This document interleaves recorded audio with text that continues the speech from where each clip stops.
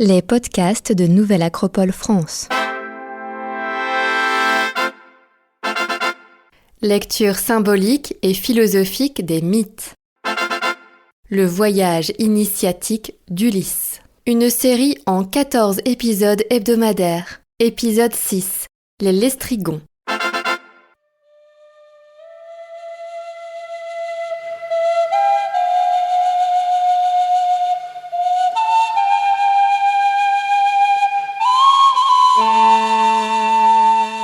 Tout héros doit savoir d'où il vient, où il va, et doit pouvoir décrire sa patrie, son foyer, son royaume et son île. On ne saurait pas vivre à moins de s'affirmer héritier d'un passé, enfant de quelque part.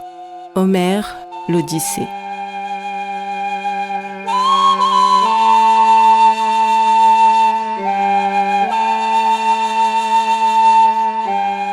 Désorienté par le désastre provoqué par ses marins en ouvrant l'outre des vents, le cadeau d'Éole, Ulysse a repris la mer. Son équipage est découragé. Pourtant, il vogue sans relâche pendant 6 jours et 6 nuits en direction de l'ouest et accoste enfin dans un port pour y refaire des provisions.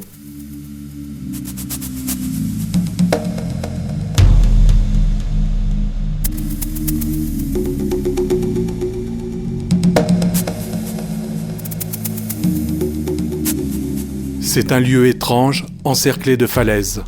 Au milieu de l'une d'elles s'ouvre la bouche d'entrée entre 2 caps. Aucune vague ne s'élève dans cette enceinte où règne une atmosphère de paix et de sérénité. Ulysse est méfiant, il sait par expérience que les apparences sont quelquefois trompeuses. Il décide de ne pas s'engager dans ce goulot qui pourrait bien l'étrangler.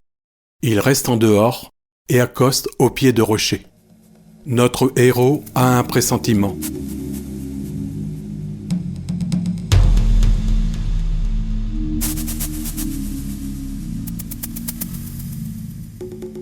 Il gravite une montagne qui surplombe la mer, mais ne voit pas âme qui vive, seulement une vague fumée au loin. J'en vois pour reconnaître à quel mangeur de pain appartient cette terre. Les 2 hommes choisis, auxquels j'avais adjoint en 3e un héros, s'en vont prendre à la grève une piste battue, sur laquelle les chars descendent vers la ville le bois du Haut-des-Monts. Alors que les 3 hommes partis en éclaireur approchent du village, ils rencontrent une jeune femme géante qui puise de l'eau à la source dite de l'ours. Cette grande demoiselle est la fille du roi de l'île, Antipathès, le Lestrygon. Après les présentations d'usage, elle les invite à la suivre au palais de son père.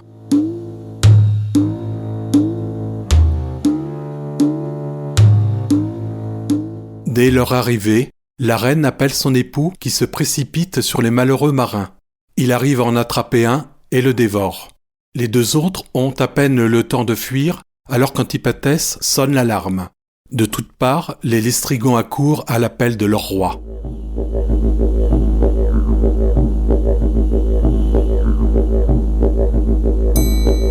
Alors que les 2 rescapés courent prévenir Ulysse, les géants rassemblés bombardent les vaisseaux de la flotte au bouillage dans la rade avec une pluie de rochers. Tous les navires sont pulvérisés. Sur la mer flottent les cadavres des marins que les Lestrygons s'empressent de sortir de l'eau pour en faire un festin. Quelques rescapés tentent de rallier la côte à la nage, mais les Lestrygons lancent des harpons et la totalité des marins finissent dans le ventre des géants.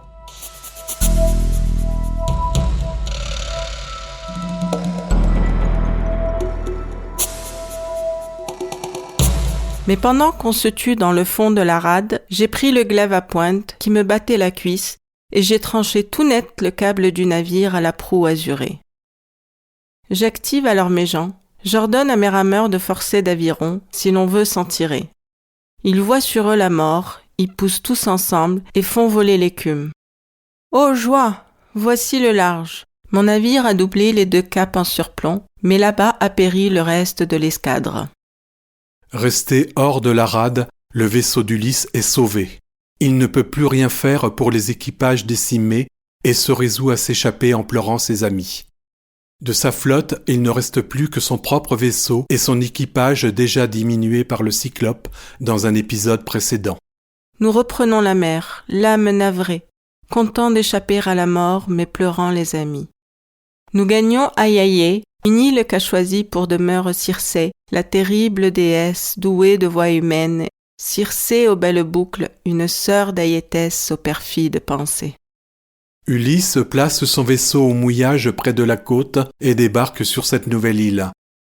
Ulysse et ses marins, épuisés de tant avoir ramé pour s'échapper, sont au comble du désespoir. Ils s'affalent au sol et restent figés durant 2 jours et 2 nuits, sidérés par cet acharnement du destin qu'ils ne comprennent pas.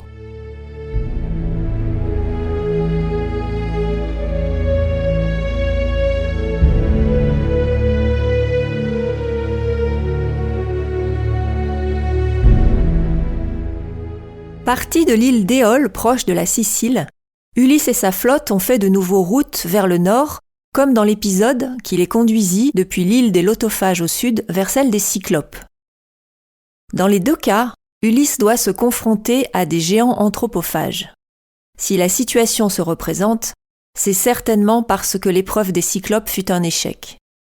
Rappelons-nous les paroles gonflées d'orgueil qu'Ulysse lance aux Cyclopes lorsqu'il s'échappe de justesse. D'après Victor Bérard, cet épisode chez les Lestrygons se déroule en Sardaigne. En effet, il existe au nord et au centre de l'île des sépultures appelées tombeaux des géants. Ce sont des tombes collectives de grande taille avec une forme particulière en museau de taureau. Leur construction date du milieu du 3e millénaire avant notre ère. Selon une légende locale, des os humains énormes auraient été trouvés à l'intérieur, mêlés à d'autres plus petits.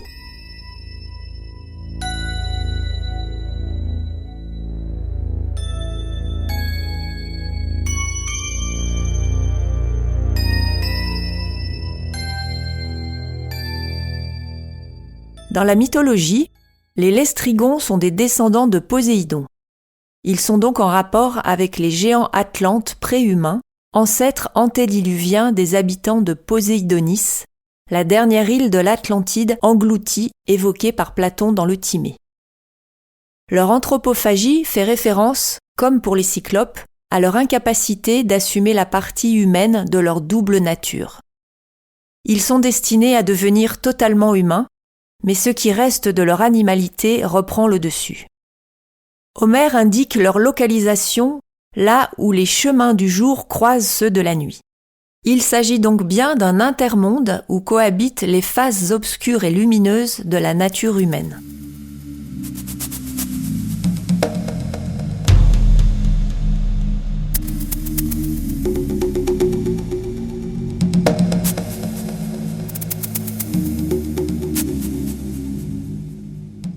La source de l'ours où les marins d'Ulysse rencontrent la fille d'Antipatès, le roi des Lestrygons, se trouve au pied d'une montagne.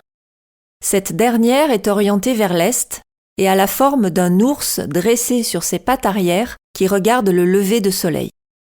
Il tourne donc le dos au village des Lestrygons, c'est-à-dire à ce qu'ils incarnent. Symboliquement, cet animal capable de marcher sur 2 pattes évoque une fois de plus le passage de l'animalité à l'humanité. Son regard tourné vers l'est affirme son orientation vers la source de la lumière. L'ours est omnivore, il représente toujours une force éclairée d'intelligence et de mesure.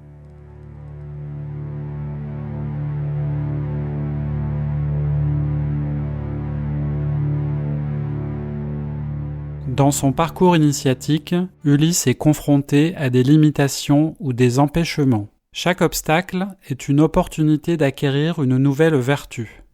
Grâce à sa prudence dans cet épisode, il réchappe de ce piège, mais il perd en contrepartie 11 des 12 vaisseaux de sa flotte et de très nombreux marins. Cette disparition de moyens d'action est significative de la continuité de son dépouillement. Désormais, il ne peut compter que sur lui-même et quelques marins proches. Bientôt, il sera seul face à lui-même et devra faire émerger de nouveaux moyens intérieurs.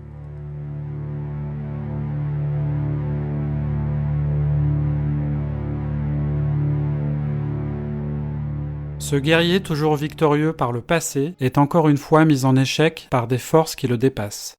Son orgueil est de nouveau éprouvé. Il est confronté à son impuissance à sauver sa flotte. La prudence qu'il a acquise désormais lui impose ce choix douloureux de ne pas partir au secours de ces marins prisonniers de la rade afin de préserver ceux qui restent. Ce sauvetage serait trop périlleux et d'issue incertaine.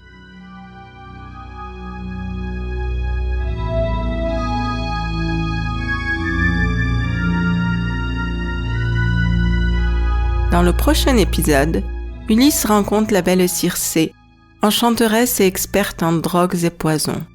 Elle est protégée par des hommes qu'elle a transformés en loups et en lions.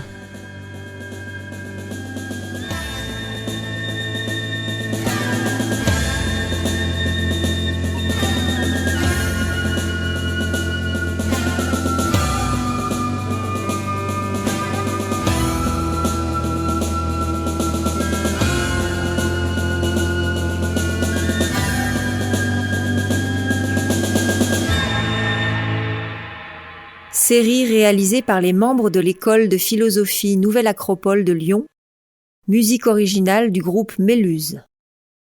Un grand merci à Victor Bérard pour sa traduction poétique de l'Odyssée, à Sylvain Tesson pour son regard inspiré et inspirant, et aussi à Brigitte Boudon pour son travail.